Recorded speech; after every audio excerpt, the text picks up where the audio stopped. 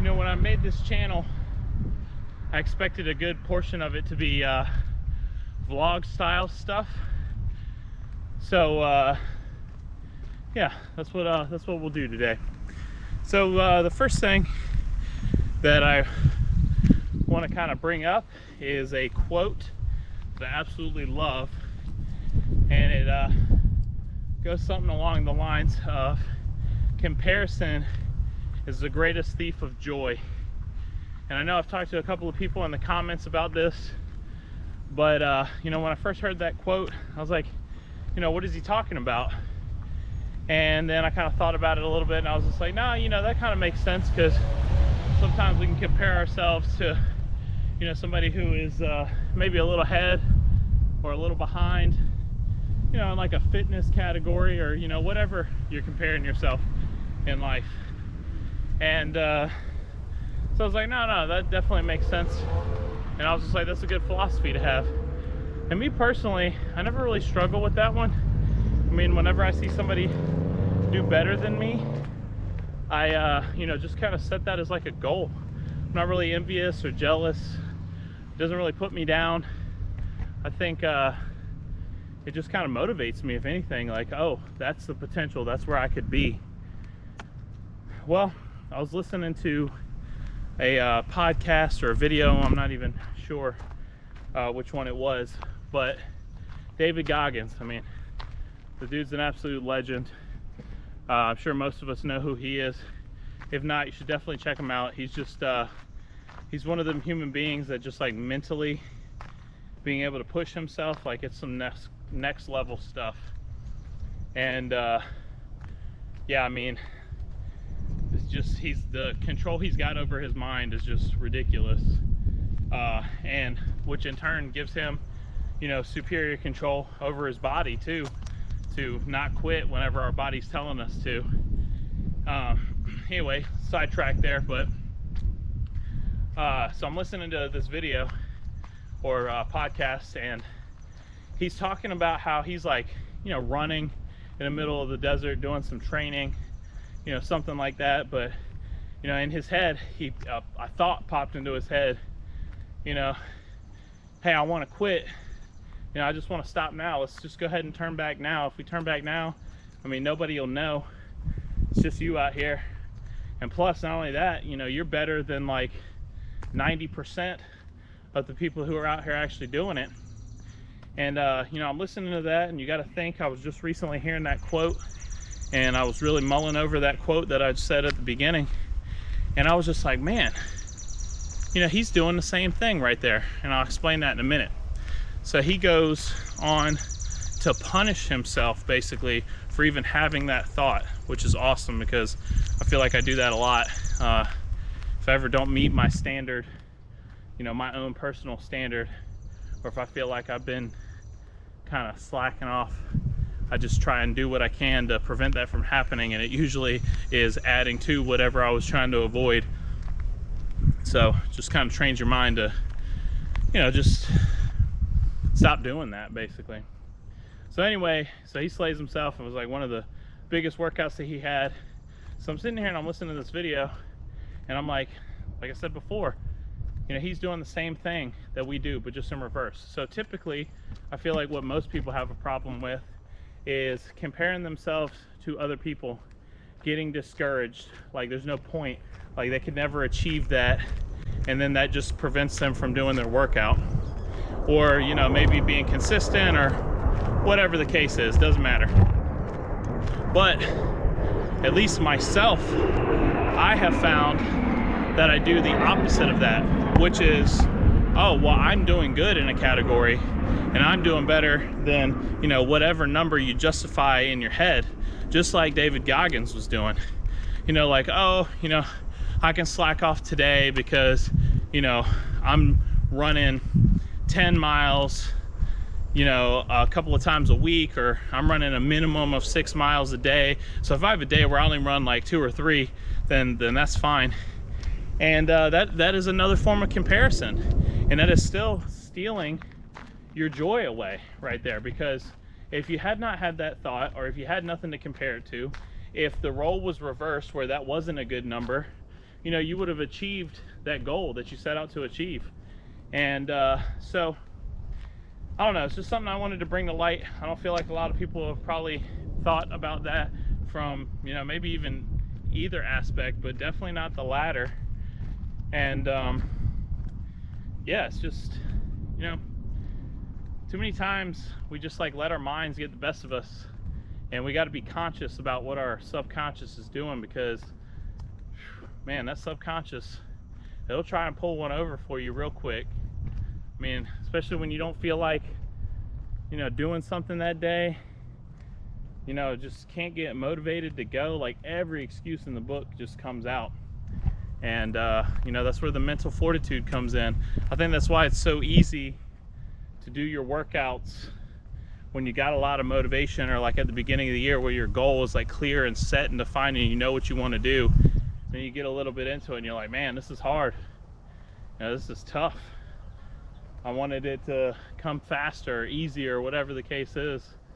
And so then people just kind of falter because they don't have the mental fortitude to keep pushing. So the other thing I wanted to talk about was, you know, I guess mentally what to do whenever you sustain an injury. Because, you know, when I got this injury, I knew it was relatively serious, and especially if it was a hernia, which I was worried about it being, I knew I was going to be down for quite some time. And so I was just like, all right, you know, I'll just basically take it completely easy for a little bit, and you know, we'll kind of take it one day at a time. So that's what I did. And then, you know, all the time and energy that I had invested in, you know, doing something physical, some kind of workout, some kind of physical training, you know, it just wasn't there anymore. Like it was like that part of my routine or of my life temporarily was just gone. And it kind of had like a little bit of a domino effect for the first few days that I didn't even realize. So I have a lot of sleeping issues, and the one thing that's like the best remedy for it is just physical exercise. Like if I'm physically exhausted at the end of the day, I sleep so much better than had I not really done a whole lot during the day. I sleep a lot better. So it had an effect on my sleep, kind of firsthand right there, or secondhand, I guess. And then on top of that, you know, I just kind of felt unmotivated just in like general. And I don't think that was so much of the, you know, not having the physical activity, but I just didn't have like a goal or a like particular purpose that I was aiming to at the moment. And so I felt like I was getting really unproductive, and didn't really like that feeling, because, you know, I feel pretty productive and pretty good on a regular basis whenever I am actually PTing. So yeah, I was a little kind of like discouraged by that, but not really. I mean, I don't know how everyone else kind of reacts to situations like that, but in my head, you know, if I notice a problem or an issue, like I obviously felt like over the past few days after I got my injury, my sleep wasn't well. So I was just like, okay, well, what can we do to remedy that? And then it was the same thing with the, you know, I guess like sense of purpose or like clear goal to have. So the first thing that I did was I was just tried to kind of change the way that I went to sleep and kind of have things like ease my mind into sleeping, rather than just being so, you know, exhausted. You just hit that wall and you have like no choice but to fall asleep. And then as far as the sense of purpose goes, I was just saying, you know, let me just look around. There's plenty of things that I've been putting on the back burner that I'm like, oh, I'm gonna do when I get the time, and I'm gonna do when I get the time, oh, I'm gonna do when I get the time. And then I never freaking do it. Like, I don't know how long I've been trying to clean out my garage, or I don't know how long I've been trying to clean out like this little bonus room that I have. Both of those areas just seem to collect more and more items somehow. And so I was like, okay, well, cool, there's a good start. And then on top of that, you know, my son had reminded me that I told him that I was gonna build him a sandbox for the summertime. So yeah, went to Home Depot, bought some wood, built a sandbox for him. He helped me out. This is his first time using the drill. I mean, so much satisfaction and a sense of accomplishment, you know, not identical, but comparable to, you know, like completing a workout or a new activity or something like that. And plus, it's a lot easier to get my kiddos involved right now because they're pretty young. They're just 3 and 4. So yeah, that's basically what I've been doing to occupy my time, is just trying to stay productive and basically use the same amount of time that I would have used for physical fitness to improve an area of my life.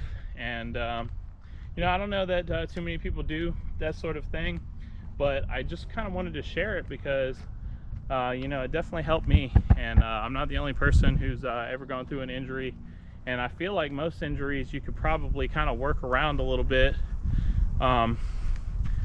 Abs is yeah, not really one of them. You use your abs for freaking everything.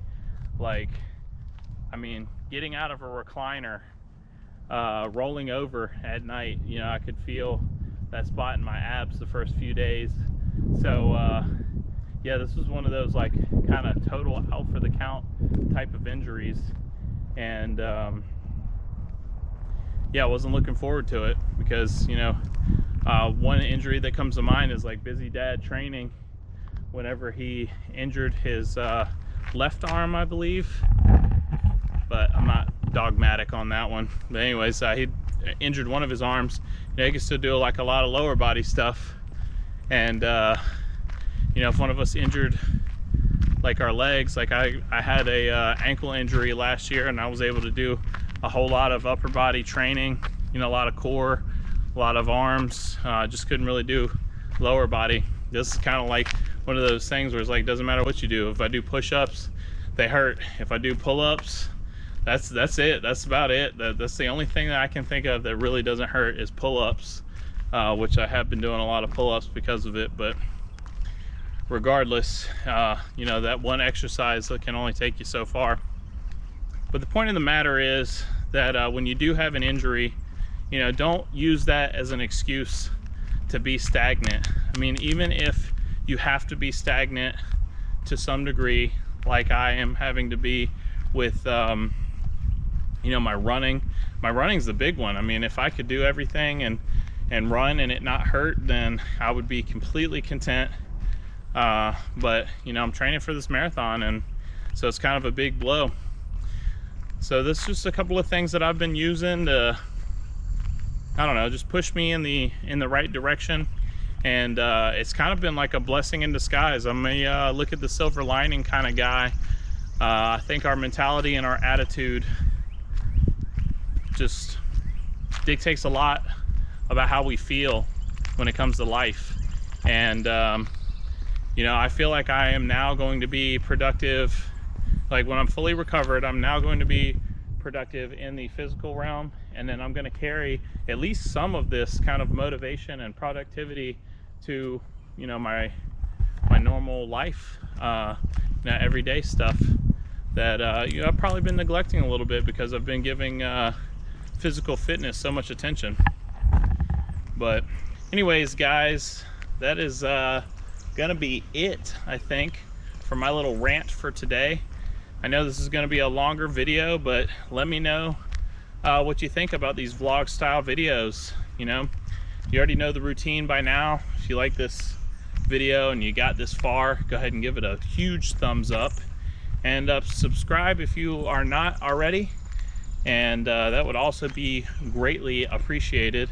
And put a comment below. Let me know you know, what you think about this video, what things you agree with, what things you disagree with. I love open dialogue, especially when it's gonna, you know, make us better in the long run. So you know, bring it, you know, lay it on me. Let me hear what you guys think. So yeah, a couple of last minute things. So one, 40 something fitness, huge shout out to that guy. He just hit 1,000 subscribers. So that's an awesome goal. He mentioned something about going for the Holy Grail, and man, maybe one day, that's quite a feat for me. So and then on top of that, I just want to give a shout out to basically the rest of the community that's been supporting me and making sure that I've been all right. You know, Paul from Can't Shake Me, the Jay Jordan, there's a couple of guys.